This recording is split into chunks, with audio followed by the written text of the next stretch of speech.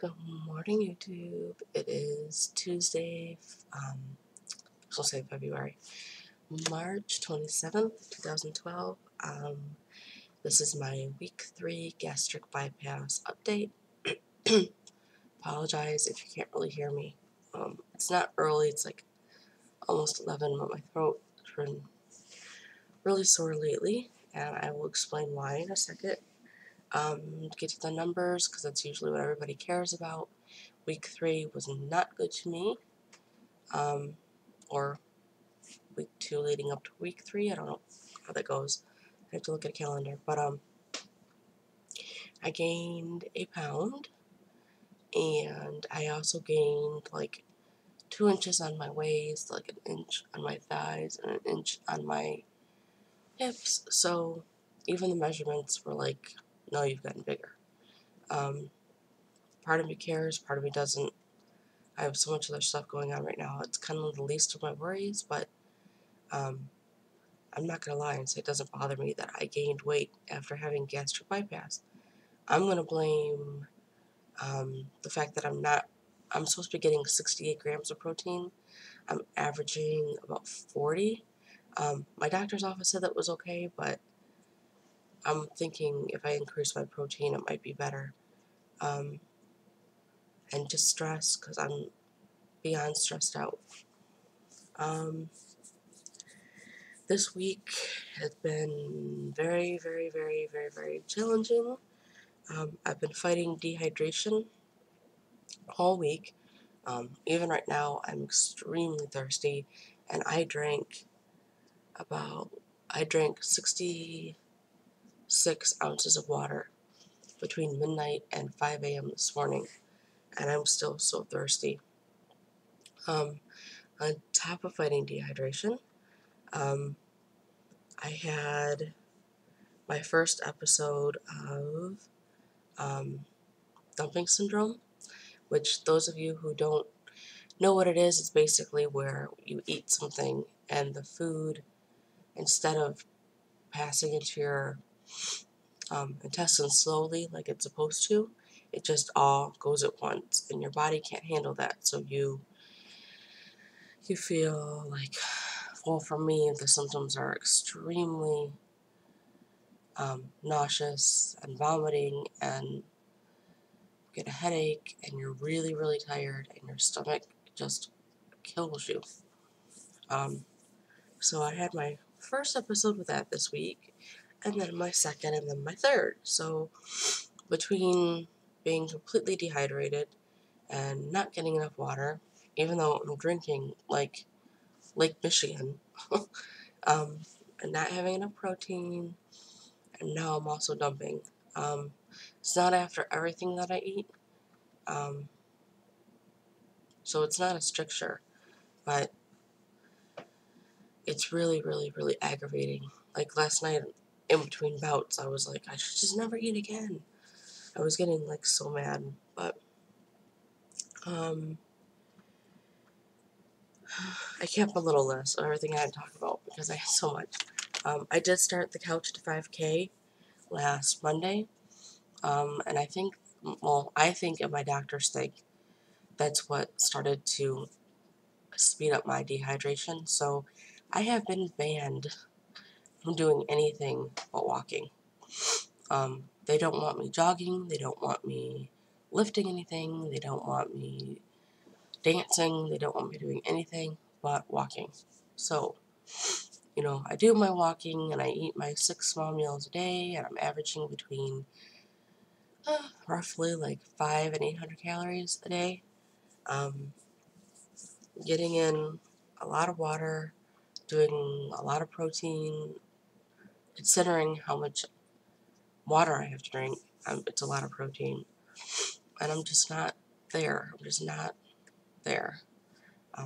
Gaining a pound, I would say, is not that big of a deal, but after the surgery and the effort you put in, it is kind of disappointing, but it is what it is, and who knows, maybe next week I'll lose like 10, or maybe I'll plateau for a while, I don't know, but those are my numbers. see, I am going to counseling now. The counselor I'm seeing does have experience with food addiction issues, which I'm really realizing through this process I don't have food addiction issues. I've not had a single craving in 3 weeks. I don't miss anything that I used to eat. To me, the food and the exercise are the easiest part of this whole thing. It's just listening to your body, it's hard, and all that other crap. But I'm still going to go to her because I have other issues that need to be dealt with. So, but I did make sure that I found a counselor who did have experience dealing with individuals like myself. And she's really nice and she's really straightforward, which is what I need because I cannot stand counselors. Excuse me. I cannot stand counselors that sit there and like, and how did you feel? I hate that crap. Like, I guess it would work with somebody who is new to counseling, but I've been in counseling since I was 18 for one thing or another, and I need interaction. I need feedback. And if you're not going to give it to me, I'm not giving you my money. Um,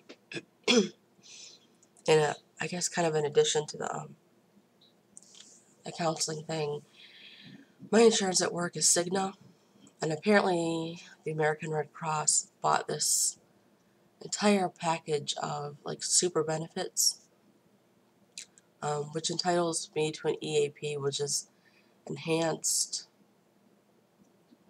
I don't know what it stands for, enhanced assisted programs or something. I don't know what it stands for. But I get all these benefits like discounts on massages, discounts on legal care, legal representation. I mean, like all these discounts on things. And then I also get free counseling, free financial counseling, free consultations with lawyers, free information on childcare. Anybody in my house under this roof can use these benefits.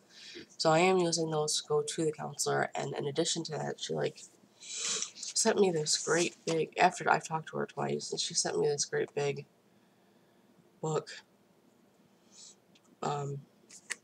with a relaxation CD in the back, which is kind of good because I actually really like relaxation stuff and noise, like the rain and all that stuff. I like that stuff. But it's basically a workbook on how to deal with stress, which at this juncture I really need because there's a lot of other stuff going on. One of which being moving. So I'm moving May 3rd. It's tentative. And it's tentative because I did not pay rent in April because I'm behind on everything. My checks weren't enough. It just didn't happen. My complex has been really good with working with me. I've been here for 5 years. So they've been really good with working with me, and they knew my lease was up, and when I approached them to downgrade my apartment, sorry, I'm really thirsty, downgrade my apartment from a 2-bedroom, which I currently live in, to a 1-bedroom, they thought that was a great idea because it saves me like $130 a month, plus like $20 a month in utilities. So they let me pick out what apartment I wanted. They I made a list of like all the upgrades I wanted. They told me not to worry about those. It would be taken care of. They let me pick my own carport, which I do not have right now. So it was like totally, they didn't charge me the holding fee. They didn't charge me an application fee. It's just like they're really working with me. But between this month's rent, late payments, and next month's rent, my check that I'm getting tomorrow, I get the pay stub on Monday, and it's a lot less than I thought it would be. And my next check's going to be even smaller. And I don't think I get a check at the end of April because I don't go back to the 16th. And my Social Security check is only going to cover so much. I can give them all of that, and I'm still going to be behind. And I'm still behind on the cable bill, and I'm still behind. I mean, I paid the cable bill yesterday, but it's just like I'm behind on everything. And I didn't refinance my car, I just redid the loan. So I extended it by 6 months, but I lowered my payments by like $60. So between the rent and that, it would be good if I could get all this stuff taken care of. But it's just like all the financial stress and then the stress on my body, and now having to move and having to find people to help me move and money for the truck, and I don't know. It's just, there's a lot of other stuff, but I'm not even talking about it, but I am stressed. So, anyway, that's really all I had to talk about, other than I'm having a lot of incision pain. Still, I'm having a lot of back pain still, which I've been doing a lot of reading, and I've heard the back pain could be your body adjusting to weight loss, which I don't think is the case with me. It could be your kidneys acting up because you're not getting enough water, which could be the case because I'm still dehydrated. But I mean, it's insane how much pain I can be in sometimes 3 weeks out. Yeah, but anyway, and as far as the dehydration, I have learned I cannot drink tap water. I have a Brita filter in my fridge. I cannot use that. I cannot drink bottled water.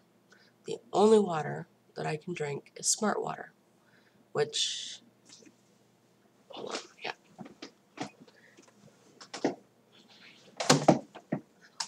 comes in these great big bottles. I think they come in a bottle even bigger than this. This is 33 ounces. I drank 2 of these this morning. It tastes so good. I do not like flavored water. I love water. I don't like flavored water. I mean, it's not that I don't like it, I just don't prefer it.